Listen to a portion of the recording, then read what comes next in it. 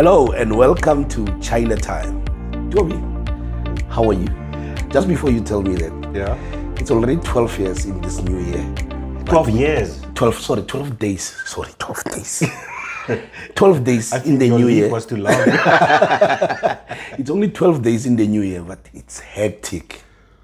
But how are you? Chip, I'm well, but when it comes to it's hectic, it is flying. It is unbelievable. But I'm well. But yeah, issues are just coming in all the time. It doesn't stop. And yourself also, I mean, yes, you've having had CCMA cases already, eh? Yes. I think I've done 3 so far. Already? Yeah. Yeah, so I've had good results, especially yesterday's one. But but we'll talk about that one. I know we'll talk about that We'll talk about that one a little bit more. What are we talking about today? Look, it's a bit of a sensitive matter, and I understand that people can have different views on this, and they must please not. They're welcome to criticize. I don't mind that, because then people are sharing their opinions and their views, and that's always welcome. But they mustn't criticize too harshly. Because I understand that in everything we always say there's a greater context, and we obviously generalize also. But the topic I want to talk about today is whether HR managers are really neutral in the workplace, or whether they should really be neutral in the workplace. And this all comes from on one of our Harmony People Network groups yesterday. There was a person who asked a question, and one of the answers really triggered this. Now, the answer the person gave wasn't wrong. It was a very good answer, but it still made me think, because this matter comes up all the time about whether HR managers in the workplace are neutral. Now we're talking in a sense of if there's an internal disciplinary hearing and then they appoint an HR manager to come and chair the hearing. Now, is that from that sense? Well, that was more relating to the question that was asked. Can an HR manager chair a disciplinary hearing?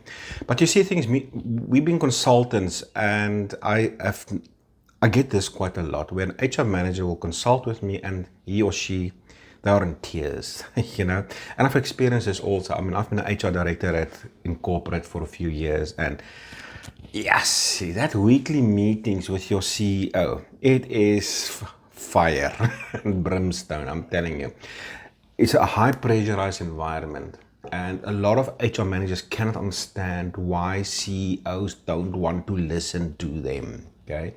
And this is once again the thing, is our courts acknowledge that there's an inherent nature of the employment relationship whereby there's a conflict of the interest between the employer and the employee. Often there's a conflict of interest, and people don't understand this, yet we advocate neutrality. Now, I'm not saying we mustn't be neutral, HR managers mustn't be neutral. Isn't it because, like you're saying, weekly meetings with the CEO, there's fire there, there's pressure from upper level, upstairs, if I may say it. When you walk into the office, then there's pressure from upstairs. And then now, when you walk back to the ground, now, because you come with that pressure as an HR manager, then instead of you being neutral, you put the best interest of the company first. Yes, Seppo, you're actually opening a can of worms here. Because I also network, and I've got close colleagues who are corporate culture specialists. And when I have a meeting with them, it's always a water and an oil effect. It's like I hear them. They're creating this ideal world, this perfect world. The HR manager standing in front of staff, having a smile on her face, creating this aura of neutrality, but in her heart, she's under so much pressure and being told what to do. Like, for instance, in the boardroom, you are told you will fire or retrench the following people. But in the meeting, we're going to follow a selection criteria which is objective and scientifically proven. Last in, first out. Last in, first out, or whatever the case may be. And we're really going to try to save your jobs. But in your heart, Yanni is gone. You know that. I know this one is very sensitive. You see, but let's just read this WhatsApp, which actually triggered this. And once again, the idea is here not to lambast HR managers. Yes. But that's not the case. The idea is to highlight the reality of the competing interests between the parties.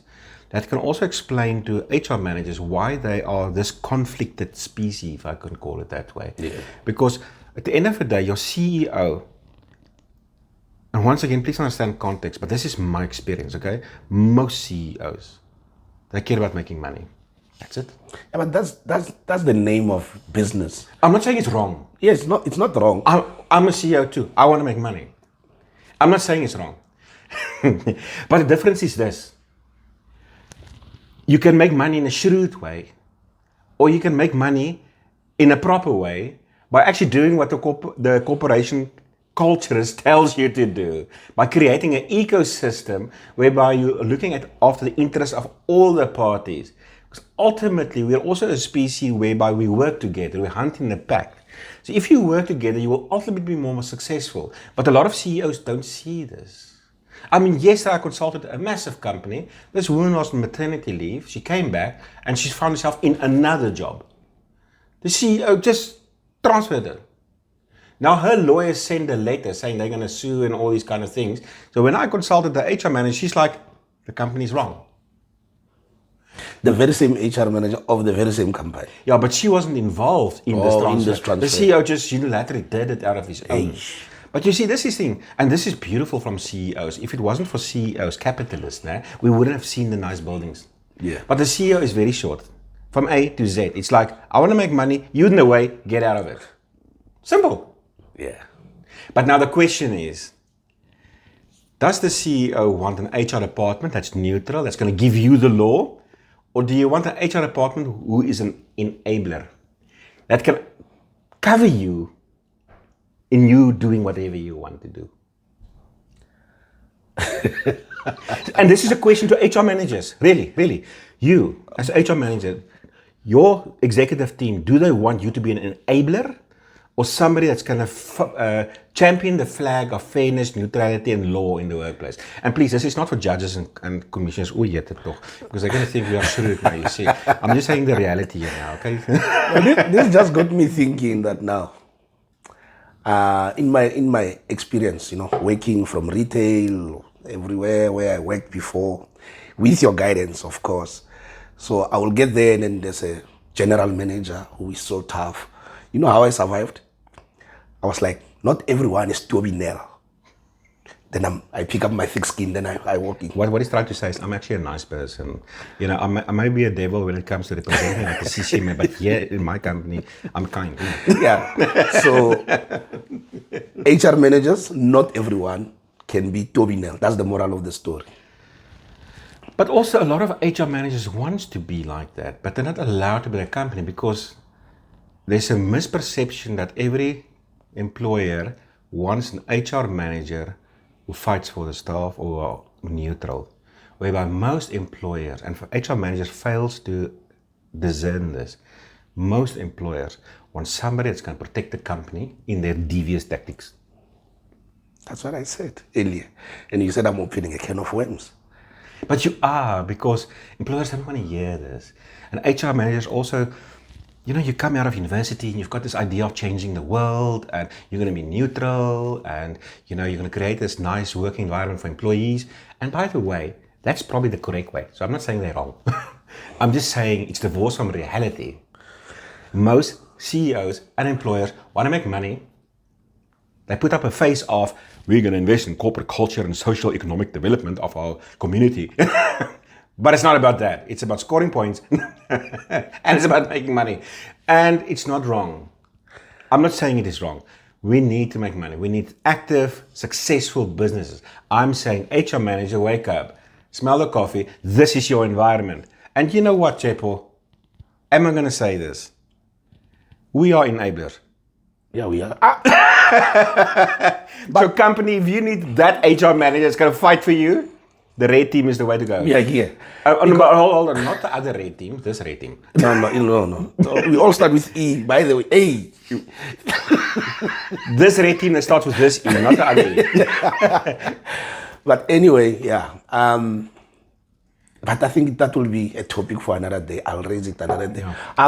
I've been in the process of transition when the company was doing away with a labor broker, and then the company was employing their employees direct to the company. Okay. And I handled that process very well. And I was put in a position of ensuring that the employees are happy with the new terms and conditions, and then nothing is going to change. And actually, they're going to report to me direct. I'm going to be the one taking care of them. And actually, it was a smooth transition from there. But look, once again, there's context. I'm generalizing. There is actually a lot of executives that actually sees this, that understand this. They understand that inside the business, you're actually a team. And if you want to be successful, and this is also part of the purpose of labor laws, is to create peace in the workplace. It's actually labor laws in a way exist to help a company operate smoothly and efficiently and effectively. That's why it exists. So if you can have peace in your workforce, I mean, you can do so much. So a lot of companies actually do understand that. So obviously I'm generalizing, but I'm just now tired of all the tears, man. Oh, my boss doesn't understand me. You know? let's not get carried away. Anyway, Read the WhatsApp. this is the WhatsApp that I got yesterday. Hi all. What are the pros and cons of an HR manager chairing a disciplinary hearing in a unionized workplace? Any case law that you can recommend? So I just said, look, you really do not need case law for this. I've actually never seen case law on this. The silence of Schedule 8.4 speak volumes. Anybody can chair a hearing. Now, in my answer, now this is not legal advice. Obviously, there are industries or companies with collective agreements that lock certain people out from chairing hearings. I'm not talking about that really. I'm talking in its purest form in terms of Schedule 8.4 of the Labour Relations Act. Now, let's just read quickly Schedule 8.4. Now, interesting, Schedule 8.4, the schedules of the Labour Relations Act is part of a Code of Good Practice. The Code of Good Practice in itself is actually not the law, by the way. It's not the Labour Relations Act. The Code of Good Practice is the Code of Good Practice. It gives guidelines on procedural matters. But the LRA does state that a decision maker must take into consideration the Code of Good Practice. So, in a way, you're not going to get away from it, okay? Now, when it comes to misconduct hearings, this is a procedure to follow. Number one, this is now Schedule 8.4, subsection 1. Normally, the employer should conduct an investigation to determine whether there are grounds for a dismissal. This does not need to be a formal inquiry. The employer should notify the employee of the allegations using a form and language that the employee can reasonably understand. The employee should be allowed the opportunity to state the case in response to the allegations. The employee should be entitled to a reasonable time to prepare the response and to the assistance of a trade union representative or fellow employee. After the inquiry, the employer should communicate the decision taken and preferably furnish the employee with a written notification of the decision. So I'm not going to go to subsection 2, 3, and 4, but that's basically the procedure. Nowhere does it say disciplinary hearing. It says investigation. Nowhere does it say chairperson. Nowhere does it say an HR manager cannot chair a hearing. So from the legal position, anybody can chair a hearing. As a matter of fact, the hearings we have today of this little mini court case is not what this is about anyway. I know companies, you know how they do hearings, Chaile? No. I know a company in the security industry. They will send you an email saying, listen, this is a charge against you. You're welcome to find yourself a representative or interpreter. Please, you have 2 or 3 days to respond. You send the email back with your response, they will send you email back, you're fired. Nothing wrong? Schedule 8.4. Yeah, no, I get it. Schedule 8.4. I get it. Remember, we are all, what do I say, or how do I say this? We are all now structured to the old ways of doing things. I must sign a notice, and then if you refuse to sign, someone must sign as a witness. You must get at least 48 hours to prepare, and then you must sit in, get the union rep to come in, and then... But Chaile, but I'm not saying this is how you must do the hearing, because people like us who need to protect parties at the CCMA or companies at the CCMA, if you Parties. just... No, whatever. Choose man. Simple man, I'm off my track here, but Sorry. anyway. So when we protect employers Parties. at the CCMA, it's difficult to prove that we follow the fair procedure if it was so informally done. we want to have the check and balances, you see. So we can say, yeah, an employee was notified in the formal language, I understand, yeah, it is in writing or whatever the case may be. But it doesn't even say you must charge a person in writing. You can just do it verbally. But it's difficult to prove, you see. It's difficult to prove when they're going to say, like now, currently, you give someone their charges, they sign, and then they say, I didn't understand the charges when they get to the CCMA. Yeah, I don't know what is that I'm charged with, you see. And they blatantly lie there, even though you followed the right procedure, which is not there. So here, another person commented, I would say chairing disciplinary hearings makes HR managers less neutral and more directly involved in decisions about discipline. Why are you there? It's not to take decisions on discipline. Anyway, this could undermine employees' trust in HR and make them less likely to bring issues and concerns to HR. Playing a more neutral advisory role allows HR to focus on upholding policies and procedures. It keeps them freer to give advice to both managers and employees. My 2 cents worth. Nothing wrong with the answer. But once again, we're talking about context. You get a small plumbing company as an example. They maybe have 10 employees. They maybe have an HR manager or administrator or whatever. In that context, they probably don't even have a lot of policies, you know. That HR manager will make coffee for the CEO, will investigate the hearing and probably chair the same hearing too, and represent the company at the CCMA. So that HR manager is a jack of all trades. So once again, this kind of answer tells you this person is probably in a corporate environment where you learn all these things. But now, what the person is saying in that circumstances is correct. It is the proper way. HR should try to be neutral. Because if HR is seen not to be neutral, then who will the employees approach? Yeah. You see, but the fact that you use the word neutral in the same sentence as HR manager, it made me think, are HR managers really neutral? Now, let's come back to the statement of interest. And this is the thing, I'm telling you, your company can have the greatest corporate culture in the world, but when it comes to the CCMA, it's a dogfight. Yeah. I've seen the best HR managers, the sweetest HR managers, becoming animals at the CCMA. Not literally animals, and don't shoot me, yeah? It's by way of speech. Let me give you an example. Yesterday I consulted a woman. That was the day before yesterday. The day before yesterday, I consulted a woman. She's on a fixed-term contract. She's a teacher. Okay, she works for the school governing body, and she had 4 rolling fixed-term contracts of 12 months each. So now the last one expired the 31st of December 2023. They called into a meeting on the 7th of December and told her, look, they're going to renew it obviously for another year. But now instead of teaching grade 7, she's going to teach grade 3s, and she was fine. Later that day, the HR manager came and said, listen, by the way, your contract is ending 31st of December 2023. Thank you for your service. You won't be employed anymore. No reason whatsoever. She later got a letter from the lawyer saying, listen, blah, blah, blah. You know, your contract expired end of December 2023. All the best for the future. Just like that. No explanation whatsoever. Nothing. How's that for HR manager being neutral? She was obviously told. Now, when I consulted the employee, the only thing she can think of, now remember this, labor relations is first of all a relationship. Humans mostly, naturally operate on the emotional level, the animal level. It's very difficult to actually operate on the logical level. You think you're logical, but you're not. I mean, to give you an example, you and your spouse, you can maybe go to the shop and you want to put the groceries in the car. And maybe you're not packing the car right, and immediately your wife will tell you, listen, you're not packing right. And what will you do? What are you to tell me? What's wrong with you? Emotional level. Instead of thinking logic level, maybe she's right. You see, we don't naturally operate on the logical level. We operate on the animal, or primate level, okay? So what happened in October last year, she said she had an incident with the head of the school. She refuses to increase the marks of students who didn't deserve it. So if you failed, in her books, you failed. There's no extra 2 points. Yeah.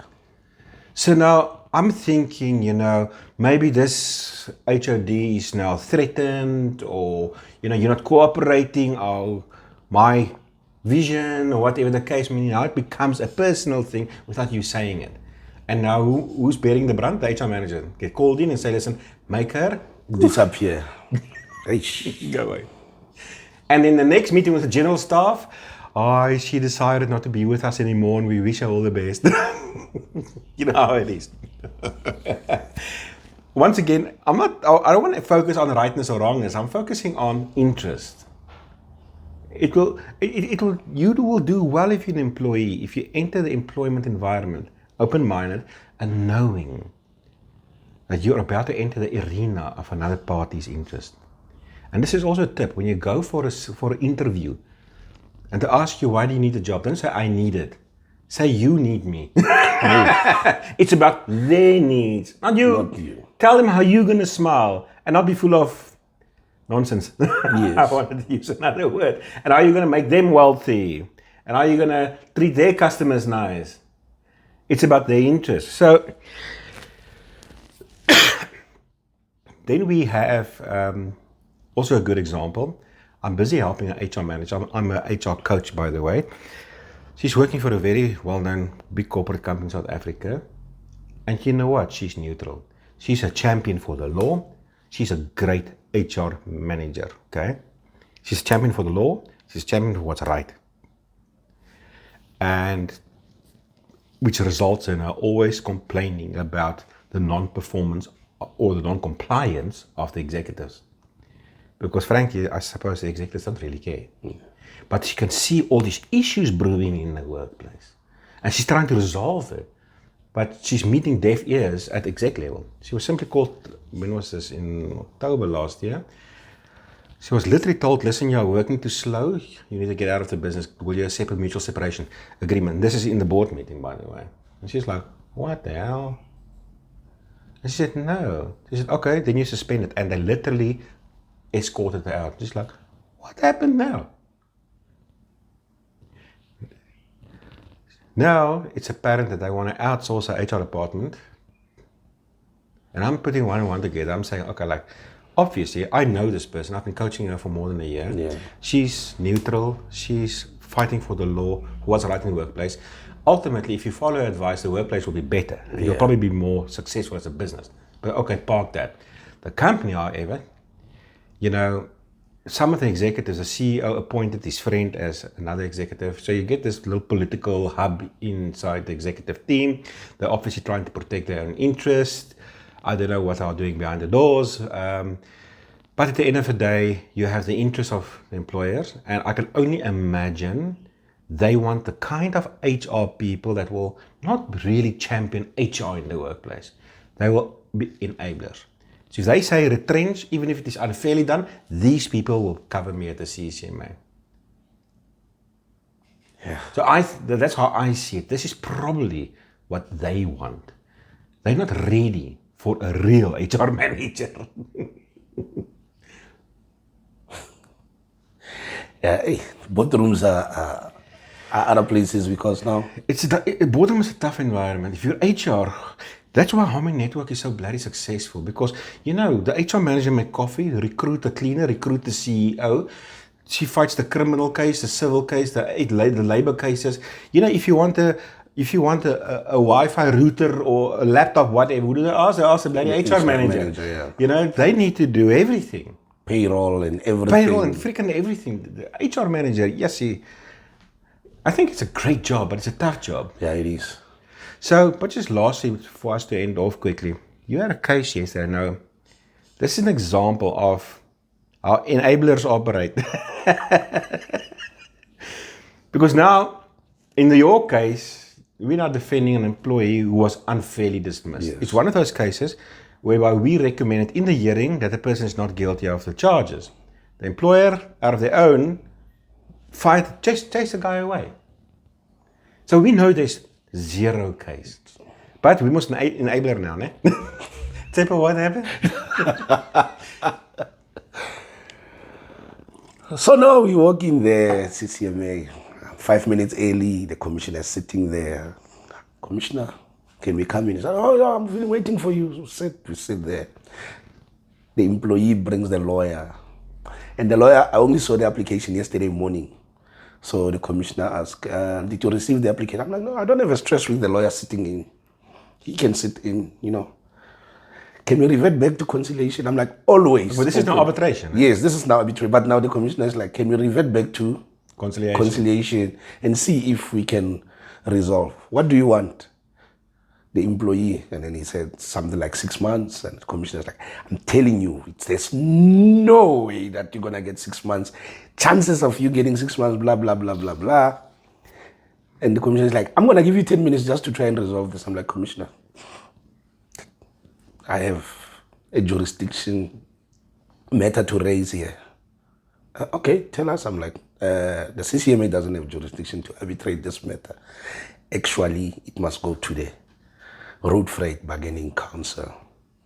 Okay, can you show us what are you talking about? Then I took the contract, and I took the new agreement, and then I showed them that, you see, this gentleman repairs trucks and what, and the lawyer is like, yeah, but they are not registered. I'm like, no, it even covers the non-members. See, yeah, you read that sentence there, and it says valid until 25. My commissioner, quickly, it's like, gentlemen, unfortunately, I'm going to get a hiding from Bramfontein if I continue with this matter. He referred the matter now, but he transferred it, so it's not going to start afresh. It's going to start fresh, yeah. But the point is, because companies don't do what the HR people tell them to do, at the end of the day, it becomes this ghost hunting, whereby you need to try to make cases disappear. Now, the problem with this employee is, I believe, look, we already had conciliation. Yes. And at conciliation, we didn't mention anything about jurisdiction, okay? So that's part of the reason why the lawyer is upset. Yeah, he was this employee frustrated. stays 5 hours from here. He was So you play that chess game, you see. He was very upset. Commissioner, they could have told us in conciliation. The commissioner is like, you know that you can raise an in limine point just after the arbitration, when everything is done and then we are about to close, and then you can say, can I raise a point of in limine? Do you know that? And the lawyer's like, and the commissioner is like, as a person of law, you must know this kind of things because you know the law. But Shepard, you know, there's another jurisdictional point on this case we may play next time at the bargaining council. We are not devious. You see this thing, people say sometimes we're unethical. No, we're not. We're playing the law, man. It's the law. We are not devious. No, it's the law. But we are fighting for the interest of our masters. And don't say, yeah, you shrewd people. You're on the payroll of the company. Yes, we are. You're also on the payroll.